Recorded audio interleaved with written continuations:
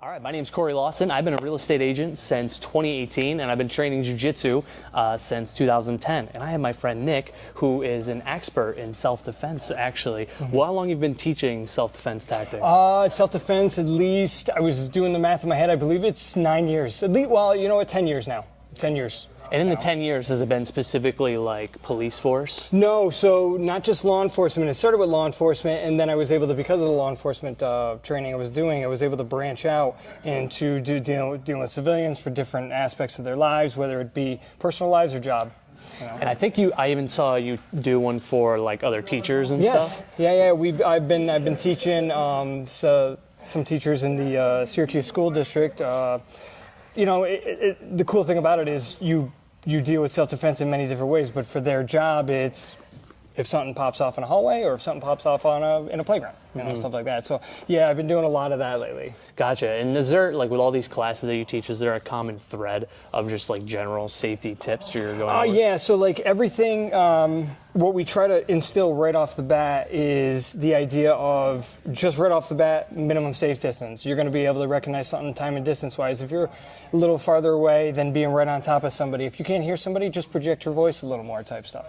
Secondarily to that, how we present every day. A good example, I'm like, you don't realize sometimes you put your hands in your pockets when you're talking to people. You put your hands behind your back to kind of keep your hands up. And a lot of the stuff we deal with is just situational. Like, if you're going into a room with somebody, you're near the door, not them. If they start talking to you and get a little closer, there's nothing wrong with maybe angling, looking around at a room. Is there something in this room that I could kind of put between me and this other person if I was there type stuff? I've gone over the whole feeling of like trust your gut. Do you see that like still apply in different situations where like something might be off? We talk about that constantly. I talk about it constantly in the idea of a lot of times, because when you're adrenaline dumps, you don't remember a lot of stuff. So what we try to instill in people is your body naturally wants to protect you, whether it's butterflies in your stomach or the hairs on the back of your neck. And I tell people all the time, if you're feeling some way, address it. Address it some way. If you got something in your head saying, am I standing in the right spot? Address it. Be like, oh, I'll move. But if you're feeling it, your body's trying to tell you something. So it's naturally trying to protect itself. So always listen to that voice. The worst thing you can do is not address it. Even if it's not wrong and you didn't need to do it, you're better off addressing the thought in your head than not at all. And you're looking for like, if someone's like being uneasy, you talk a lot about like personal space. What's like a red flag that someone might be trying to cause something? Generally, what we find is it's not even like someone comes up to you and is very boisterous. Is what like a good example. If you and I are talking and it's regular tone of voice, and you continually find this person, and this could be quick, or this can be gradual, getting closer. You can't do anything. I can't do anything to you. You can't do anything to me unless you close the distance. A lot of times people aren't going to make a decision to do something from 10 feet away. Could they? Yes.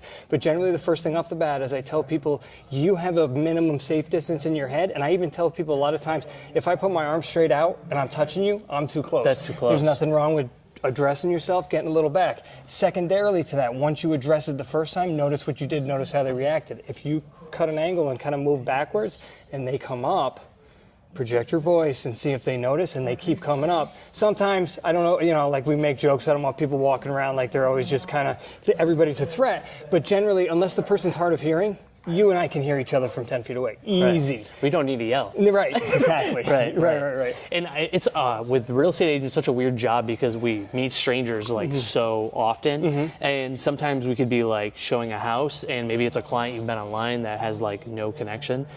Is there like a sense of value maybe doing like a little research on that person before you're meeting them? Even, I'm sure in your field, just something as, I hate to say as simple, but something as straightforward as checking people's like social media stuff. What are they, generally, I'm sure you deal with this way more than me, but my idea would be if someone's looking for a house, they've talked to somebody about it. They've looked up stuff. They're like, hey, I'm looking at this.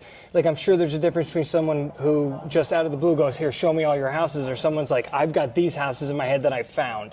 So generally, just something straightforward for you guys, something as simple as a social media check or something like this. And when you meet with somebody, where are they trying to meet you? Like, if it's broad daylight and they're like, hey, let's just meet at the house and it's a busy street and stuff like that, you're good. But if they're like, oh, no, let's meet there and all this kind of stuff, the things you notice beforehand. I remember when I was about 2 years in the business, I listed one of my friend's house, and I had somebody inquire about it, but they were like super flaky and promised that he had more than enough cash and yada, yada, yada. So I was just doing my service of, I still got to meet the guy. I still got to at least try to help him buy something. But something was off about him, and he called me again later that night, asking me very strange questions. I'm like, what is this guy? There's something off about him. So Google searched him, and I found a Syracuse.com article about this guy who committed grand larceny just a few years ago. Right. So I partnered with somebody in my office to kind of have a buddy system. Right. And especially when you're in those environments, whether you're a teacher or a real estate agent, I would imagine having someone to work off of, having someone with you can really help kind of control. An excellent example for you guys is what we, it's a rule we don't try to follow. You have to follow it. If you have one of something, you have zero of it. So if I always bring someone with me. I'll always have someone with me because then it's two. Because if you have one, if I'm the only one by myself, I have zero. Tools are the same way. If I bring one of something, flashlight's going to go away, handcuffs are going to go away, all that kind of stuff. So always like that whole idea of a buddy system, but it connects to everything else you're doing too. Hey, where am I going? Tell somebody else. I'm bringing somebody else with me. All these kind of double checks you do, because in the very least, if you know you have two of something, you don't have zero. Right. Yeah. Right. I remember one of my teachers saying two is one and one is none. Right? Yeah. But one of the cool things about jiu-jitsu is there's a lot of self-defense that's involved in it. So I figured we would just run through and show them just a couple different things. Absolutely. Especially if you can't control the bubble. You talk a little bit about space, and someone's able to get in your bubble. There would be a couple things they could do. They might grab your wrist, and one thing that's super easy is always just breaking towards the wrist. We might be inclined to try to pull our hand back, but that's actually going with the strongest part of his grip. So what I do is I try to work towards his thumb so I can get out of position. So even if I'm here, I'm going to drop my base to make me a little bit more sturdy. So if he does try to pull, I'm in base here, and what I'm doing is I'm going to try to bring my hand in this circle motion from here to here with the thumb, just to kind of break the grip. Works the same if he goes opposite side here. I'm just going to go the other way. Again, I don't want to pull back or I pull him into me. I'm going to take my hand and do this motion that way, just to kind of break the grip right here on the thumb, going against the weakest part of his grip. Now, another thing that could happen is you could use two hands on one. This one's a little scary because now it's two limbs on one. But again, I want to drop my base into position so I'm really heavy. And then as he tries to pull, I'm giving him a little tension like it's tug of war. But what I'll do is I'll take my hand on the inside here, grabbing my pinky, and I'm again going to break towards where the thumb is. It's the weakest part of the grip, and you can get right out. So even if Nick holds on super tight and I try to pull, I can always come in through here, break, and then run away through safety. We always want to keep the bubble in check, right? So another one that we could do is a choke. Two-hand choke. This one, when you just want to kind of fight on the inside, again, we're trying to get away. So if I can go against his grips here where his choking is happening, if I go here, I kind of help seal the deal on the choke. So I go on the inside, and I'm keeping my hands up kind of by my hand, where I can start making some space and getting out. And even if he holds on tight, if I can get on the inside and lift his arms up, that'll create some space so I can get out of position. Let's do one-hand choke, the baseball bat one. Yeah, absolutely. So if they go one hand on your neck, I'm going to grab what's called a baseball bat grip, right? Just like I'm swinging for the fences.